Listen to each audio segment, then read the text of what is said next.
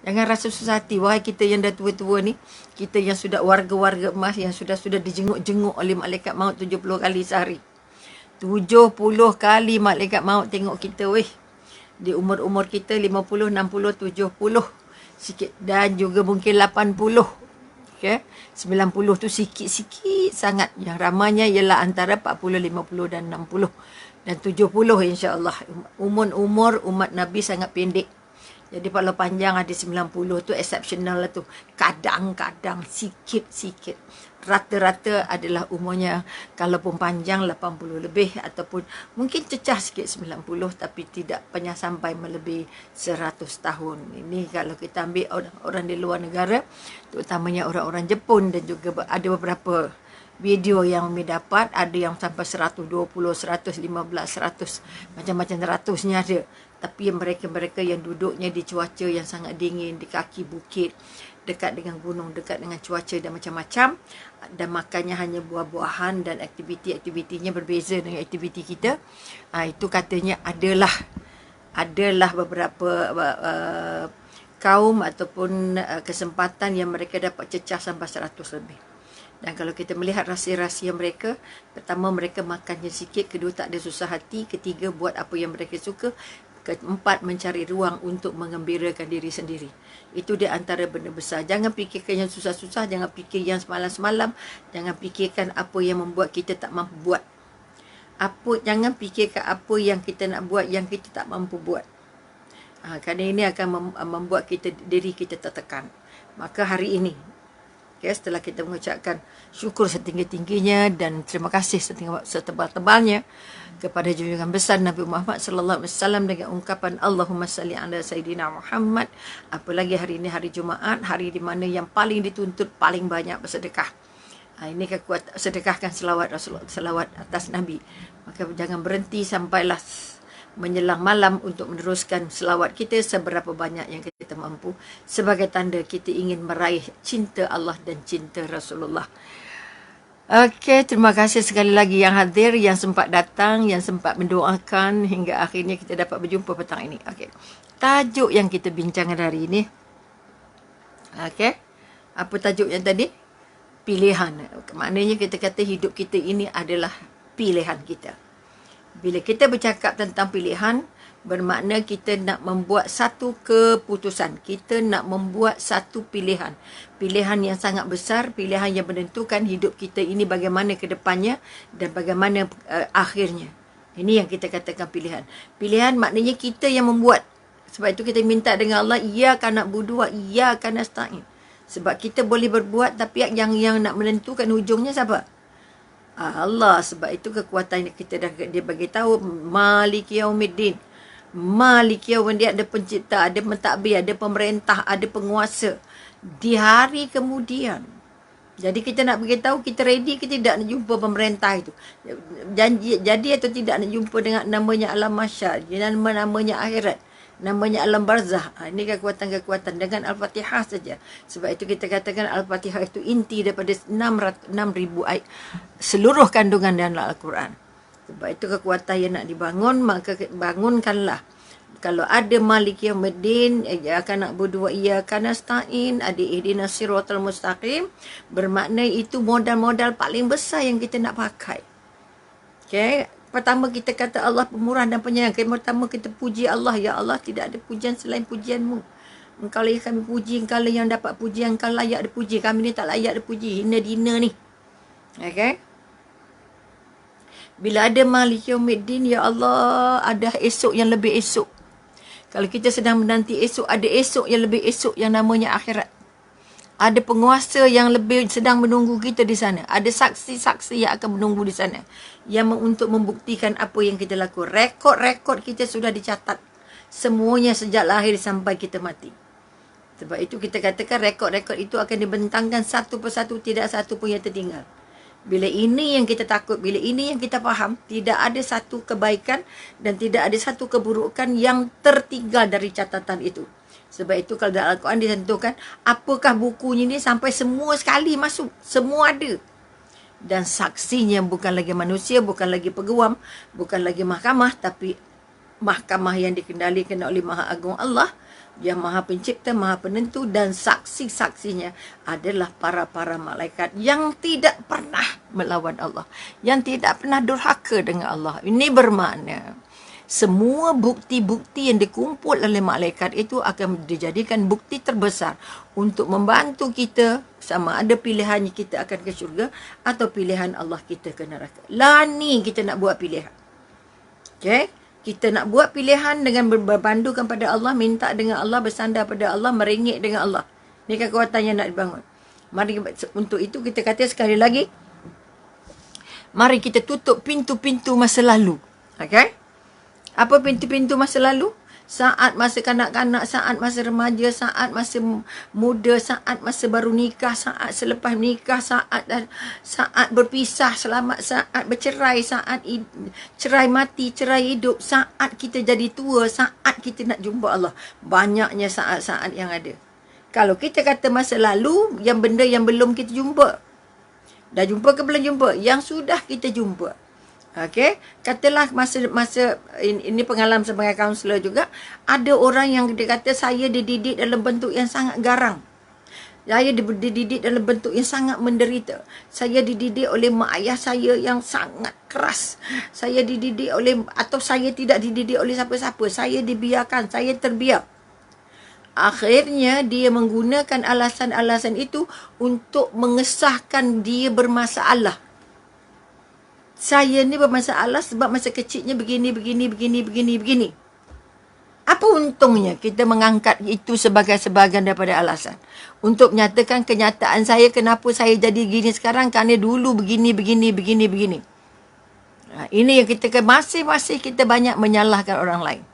Ini sebab kita kata kenapa sekarang tak solat. Dulu mak ayah saya tak ajar. Kalau dulu tak ajar, sekarang belajarlah. Kalau boleh cari makan sendiri, boleh cari kerja sendiri, boleh belajar sendiri, kenapa tak boleh belajar solat sendiri? Kenapa tak boleh cari agama sendiri? Mak saya tak didik saya, bukan salah saya. Aduh. Ini yang kita kata kita nak bercakap tentang mari kita tutup pintu besi masa lalu. Siapa pun kita sekarang, jangan lagi dikaitkan sebanyak-banyaknya di masa lalu. Masa lalu itu boleh dilintas macam tengok cermin je. Buat lintas hormat sebagai pernyataan. Saya ni orang miskin, saya anak yatim. Dah tak payah nangis, tak payah menangis, sedih pilu lagi sebagai orang miskin. Sebagai anak yatim miskin, yes. Tak ada baju raya, yes. Tak ada kuih, ya. Tak ada pakaian cantik, ya. Berhutang taman bas, ya. Tak pakai kasut pergi sekolah, ya. Okay? Tapi jangan itu jadi alasan untuk kita jadi apa sekarang. Okay? Terutamanya jadi yang negatif. Ya Allah. Ada yang sudah ada anak 2, anak 3 masih kata, doktor saya ni jadi macam ni sebab dulu mak saya didik saya begini, ayah saya didik saya begini. Banyaknya kesalahan orang lain yang memberi kesan kepada hidup kita. Bermakna kita tidak membuat pilihan langsung. Kita angkat, kita tarik je apa yang ada, kita lalu je apa yang ada, kita kedah apa yang ada. Dan bila kita tersangkut, kita mencari alasan-alasan nak marahkan siapa, nak salahkan siapa. Sebab itu saya minta maaf lah yang datang kaunseling ke saya. Saya balik rekod, boleh cari track rekodnya balik. Kamu berapa lama nak salahkan mak kamu? Kamu berapa lama nak salahkan ayah kamu? Kamu nak berapa lama nak salahkan masa lalu kamu? Walaupun bercerai 10 kali pun, kamu tetap je boleh jumpa namanya bahagia. Walaupun dah jatuh tersungkur sampai lubuk pun, selagi kamu boleh bangun, kamu tetap jumpa bahagia. Kerana Allah tidak pernah pilih kasih, Allah tak pernah tidak adil, Allah tak pernah tolong orang. Allah maha lembut, maha penyayang, maha pengasih. Ini kekuatan yang nak diangkut. Sebab itu kita kata pilihan kita menentukan kehidupan kita. Maka pesan pertama, tutup semua pintu-pintu besi masa lalu. Artinya jangan disimpan dalam otak jadi sampah. Okey? Itu masa lalu, terutamanya masa lalu yang tidak memberi sumbangan besar pada hidup kita. Katalah dapat anak yang dimanja, kan salah saya memang manja sangat. Sampai tak boleh ngemas, tak boleh masak, tak boleh itu, tak boleh ini, tak boleh susah, tak boleh panas, tak boleh kena hujan. Salah lagi, dimanja salah, dikasar salah, dibiar salah, dilepas salah. Saya dulu, kenapa lari dari rumah? Sebab mak bapak saya tu kongkong saya. Ketat sangat. Ya Allah, dijaga salah. Ada pula, kenapa kamu lari? Sebab di rumah tak ada siapa-siapa kisah saya pun. Allahu Akbar. Ini temu bual Umi dengan mereka-mereka yang ditemui tak menjadi pusat pelindungan, di penjara dan sebagainya. Okey. Ini kekuatan-kekuatan yang nak dibangun. Dia menyalahkan semua salah orang, bukan salah dia. Bermakna dia tidak membuat pilihan terhadap apa yang dia nak dalam hidup dia. Balik-balik, saya kena begini sebab begini. Saya kena begini sebab begini. Sebab itu wahai para isteri, walau para ibu, walau para pendidik, walau para pentadbir dan sebagainya. Kalau ada kesulitan dalam hidup kita, tentunya kita dulu yang membuat pilihan. Jangan cuit-cuit kat orang lain, jangan sandar-sandar kat orang lain, jangan tebur-tebur kat orang lain. Kan saya dulunya begini, tapi sebab suami saya tak solat, saya pun jadi macam tak solat. Apa hal? Ini pengalaman-pengalaman. Saya dulu solat tapi dah kahwin, suami tak solat, saya pun ikut. Bertahun-tahun saya tak solat. Sekarang baru saya solat balik. Suaminya solat, tak solat juga. Kenapa sekarang mula? Kenapa dari dulu suami tak solat, kamu tak solat? Contoh, dia hendak mencari alasan mengapa dia terjadi begini kerana bersandar pada masa lalu. Okey, maka sekali lagi satu daripada prinsip yang kita nak belajar hari ni, jangan kaitkan masa lalu terlalu banyak untuk menentukan apa yang terjadi pada kita, nak jadi hujah, jadi sandaran. Allah tak terima. Sebab itu umur belum balik dan umur selepas balik itulah lain pahalanya. Kalau anak cucu belum balik tapi terus beribadah, dia ajar solat, dia ajar puasa, dia ajar buat baik, dia ajar jujur, dia ajar ikhlas, pahalanya terkumpul untuk mak ayah dia. Tapi setelah dia balik, kita kena bagi tahu dia, dosa kamu sekarang kamu yang tanggung. Dulu kalau kamu belum balik, dosa yang kamu buat, mak yang tanggung. Okey? Sebab itu masa balik aja, tak payah sampai tua kena, dah 40, 50 umur saya ni jadi begini sebab mak saya didik saya begini-begini. Astaghfirullahalazim. Maka sekali lagi kita kata hidup ini pilihan, dan pilihan kamulah menentukan. Pilihan kita lah menentukan kita nak jumpa bahagia ataupun tidak. Maka langkah pertama, tutup pintu besi masa lalu. Okay, kita tak boleh hidup dalam masa lalu yang terlalu banyak ataupun terlalu sedih, terlalu duka, terlalu derita dan sebagainya. Yang gembira sangat tak boleh, yang senang sangat tak boleh, kerana ada orang hidupnya senang dari kecil sampai tua. Sampai tua. Dari kecil sampai dia menikah. Setelah menikah, dia jumpa dengan Allah dengan sulit. Perang dunia. Saya tak pernah itu, tak pernah ini, tak pernah itu, tak pernah ini. Ya Allah, dia jerakah sikit dan sikit perut dia. Lari dari rumah. Contoh-contoh ini yang mi temui, bukan mi reka-reka. Ada yang dapat kesenangan tapi setelah berkeluarga tidak mahu mengubah diri. Tak mahu nak basuh baju sendiri, nak masak sendiri. Aduh. Bagaimana dia nak jumpa hari tua? Contohnya, okey. Ada orang kata dia tak tahu masak, dia salahkan mak ayah tak ajar. Ada orang kata tak tahu ngemas sebab di rumah saya ada 2 orang gaji yang mengemas. Kalau kamu tak buat, tengoklah macam mana orang buat. Belajarlah dengan memerhati. Belajarlah dengan mengalami. Belajarlah dengan melihat. Belajarlah dengan mendengar. Allah bagi mata, telinga semua tu untuk kita guna. Okey? Maka sekali lagi langkah pertama kita, hidup ini pilihan kita ataupun penentu hidup kita adalah pilihan kita. Pertama, jangan banyak bawa pengalaman masa lalu dibawa ke depan atau dibawa bersama all along the journey. Sepanjang perjalanan kita bawa masa lalu. Saya nak yatim, saya ni susah, saya nak yatim, saya ni susah. Nangis tak habis. Okey, nangis tak habis. Sebab itu saya kalau pergi klinik gigi, orang susah, tak ada brush gigi, tak ada Colgate, tak ada apa pun, dia pakai daun lalang je nak gosok gigi. Mana mungkin dah sampai besar ni, kata-kata sampai dewasa giginya masih kuat. Tak. Tapi tak pernah sakit gigi. Hanya sebab makan tebu je. Mak saya kata makan tebu pakai pisau.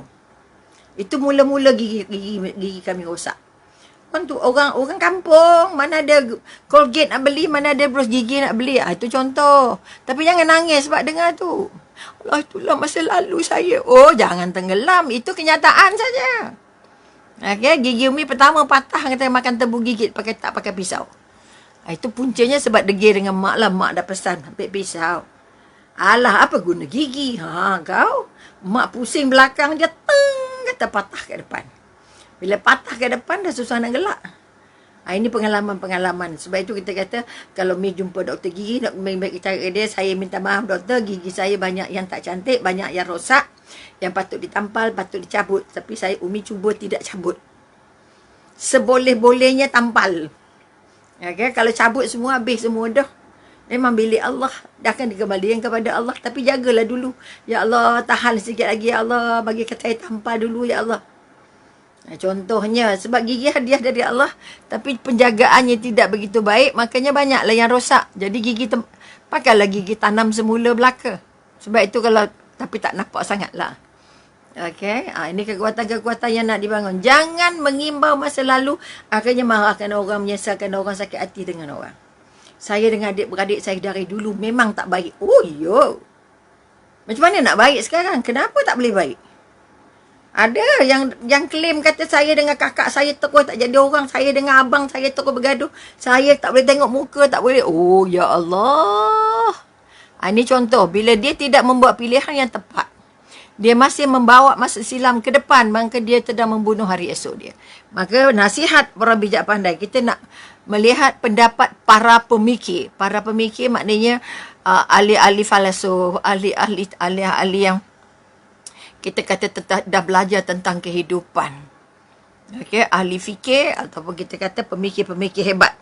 Tadi pertama kita kata apa? Tutup semua pintu besi masa lalu dan masa depan. Jangan ke depan sangat. Ke depan boleh sebagai impian, ataupun ke depan boleh sebagai membina, memotivasi diri. Ya Allah, tak tahu Allah bagi berapa, Ya Allah. Kalau boleh minta, Ya Allah, nak minta berapa, Ya Allah, bagi sikit lagi umur, Ya Allah. Aku dah beli buku, tak sempat baca lagi, Ya Allah. Ni je kekuatan. Bila tak sempat baca, tak sempat pula nak kongsikan dengan orang lain. Penat, Jadi, Mi masih lagi pakai buku Latazan, Dr. Aidit Al-Qarni. Mudah-mudahan sepanjang PKP kita tamat buku ni. Okay, kalau ada duit beli, kalau nampak kedai beli, insya-Allah boleh ulang balik apa yang Umi buat. Umi ambil inti-inti parti je, tak urai semua. Okay, sebab itu sekali lagi kita nak bangun kekuatan. Hidup ini pilihan. Kita yang buat pilihan nak bahagia atau tidak bahagia. Salah pilih, kita sengsara. Pilihan yang salah pertama ialah terlalu hidup dengan masa silam. Ada kenangan manis masa lalu. Dibawa sampai ke sudah. Orangnya dah tak ada dah. Okay? Ataupun ada kenangan masa lalu. Kita hendak kenangan itu berulang balik. Tak boleh juga. Okay? Dan kita tidak boleh juga menggambar masa depan yang terlalu jauh. Saya kalau boleh rasanya macam nak menikah lagi. Ya Allah. Tengok-tengoklah umur. Walaupun jodoh tu di tangan Allah, walaupun ada orang kahwin 80, 70, 60, tak ada masalah. Tetapi kalau kamu tidak mengimpi ke situ, Allah tak bawa ke situ. Tapi kalau kamu mengimpikan, kamu berdoa siang malam, jumpalah nenek-nenek, jumpalah kakek-kakek. Okay, kalau katakan saya kalau boleh doktor, saya nak, kalau atau berapa umur pun saya kalau boleh, kalau ada orang nak, saya nak nikah. Allahu Akbar, saya kata sedar-sedarlah diri, jalan dah gigi-gigi dah ni. Sekurang-kurangnya ada kawan bercakap, tak ada salahnya.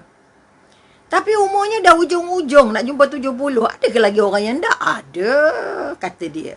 Berdoalah supaya ditemukan Allah dengan jodoh. Ya, ada yang jumpa di hospital, ada yang jumpa di kubur. Ini pengalaman kawan-kawan. Okay? Masa dia nak menikah, tahu tak pertemuan pertama mereka di mana? Di kubur. Seorang tengok kubur isteri, seorang tengok kubur suami. Udah bertemu 2-3 kali. Kita ni rupanya dalam suasana yang sama. Jom kita kahwin. Tak ada masalah. Kita pun tak kata, alah gatalnya orang tua. Tak ada. Kahwin hak masing-masing. Pilihan. Tapi jangan menyesal. Kalau saya tahu lah dia macam ni menyesal saya kahwin. Jangan. Berapa ramai orang yang besar dalam perkahwinan. Okay? Maka kita kata, masa depan pun jangan terlalu panjang. Agak-agak lah masa umur dah berapa. Kalau umur bawah 50, masih lagi boleh buat impian. Saya kalau boleh nak rumah yang begini, nak dapat suami yang begini, nak beli kereta yang begini dan begitu. Tapi kalau nak jumpa 70, 80, pakai aja apa yang ada. Okay, jangan mengimpi saya nak beli sports car. Saya nak beli kereta Mac Rider tu. Letih lah kita. Okay, saya kata jangan ke depan sangat. Okay, masa depan yang terlalu depan pun letih, kecuali depan yang paling depan yang namanya akhirat. Itu yes. Tapi kalau depan yang masih di dunia, tak payah banyak-banyak dah. Kalau umur-umur Umi ni makan pun dah tak sepinggan je kot. Nak nambah tu dah tak ada cerita nambah dah. Okay, makan pun dah tak banyak dah, kata nak ayam goreng, ayam panggang, ayam percik, tak ada dah. Okay, kita makan apa yang mudah dikunyah, yang senang digest, yang kita tak penat, yang kita tak sakit perut. Sebab itu satu daripada sebab kenapa perut kita meragam, kenapa kesihatan kita meragam, kerana kita terlalu banyak memasukkan benda yang tak biasa dalam perut kita. Sebab itu kalau nak masak, masak yang perut kita biasa terima. Kalau perut biasa terima, dia tak meragam. Tapi makan benda yang perut jarang terima. Okay, sebab itu kalau makanan moden-moden lah, apa kita kata, macaroni cheese lah, apa lagi yang lasagna lah. Itu benda-benda yang bukan dalam perut kita. Bukan tak sedap, sangat sedapnya. Tengok cucu anak makan, sedap gila. Tapi itu bukan makanan yang biasa untuk perut kita. Jadi jangan berimpi, aku kalau nak makan ini, nak makan ini, boleh aja, tapi yang munasabah.